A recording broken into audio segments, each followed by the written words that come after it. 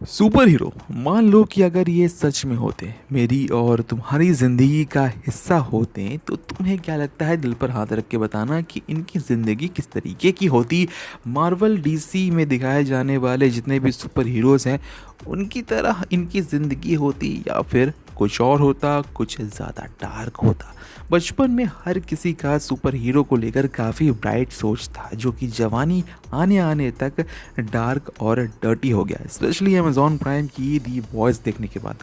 अगर दुनियादारी से कोई मतलब नहीं रखते हो तो तुम्हें नहीं मालूम होगा कि द बॉयज़ अमेजॉन प्राइम की एक ऐसी सीरीज़ है जो सुपर हीरोज़ को हीरोज़ के अलावा सब कुछ दिखाते हैं। इस एडल्ट सुपर हीरो सीरीज के तीसरे सीजन के 3 एपिसोड रिलीज किए जा चुके हैं, जिन्हें अगर एक वर्ड में रिएक्ट करें बिली बुशर के स्टाइल में तो they are working diabolic.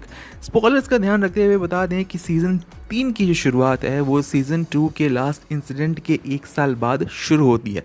Episode 1 से ही सीरीज स्पेस में चल रही होती है। ब्लड, सेक्स, लस्ट के अलावा हर एक कैरेक्टर अपनी लाइफ में सेकेंड सीजन के लास्ट इंसिडेंट के बाद क्या कर रहा है, कहाँ तक पहुँचा है, किससे अलग हुआ है, किसने किसे पाया है, किसे खोया है, कौन किसे ढूंढ रहा है, ये सब कुछ उसी टेस्ट में दिखाया जा रहा है जिस टेस्ट में हमें दी बॉयज सीरीज़ पसंद है। फिलहाल सीरीज़ के 3 एपिसोड रिलीज़ किए जा चुके हैं और तीनों एपिसोड्स को देखने के बाद आगे की कहानी दी बॉयज़ की क्या होने वाली है, इसे देखने के लिए हम बहुत ज़्यादा बेताब हैं। और आने वाले एपिसोड्स जो आने वाले वीक्स में एक एक कर रिलीज़ किए जाएंगे, इसमें देखना होगा कि द बॉयज़ सीज़न 3 की जो कहानी है वो आगे कहाँ तक जाती है, आगे क्या क्या होता है, क्या कुछ देखने मिलता है, क्या क्या डायबॉलिक होता है। बहरहाल ये रिव्यू कैसा लगा छोटा सा कमेंट सेक्शन में लिखना ना भूलें। मिलते हैं दूसरे वीडियो में, तब तक के लिए देखते रहें भोजपुरी नाउ।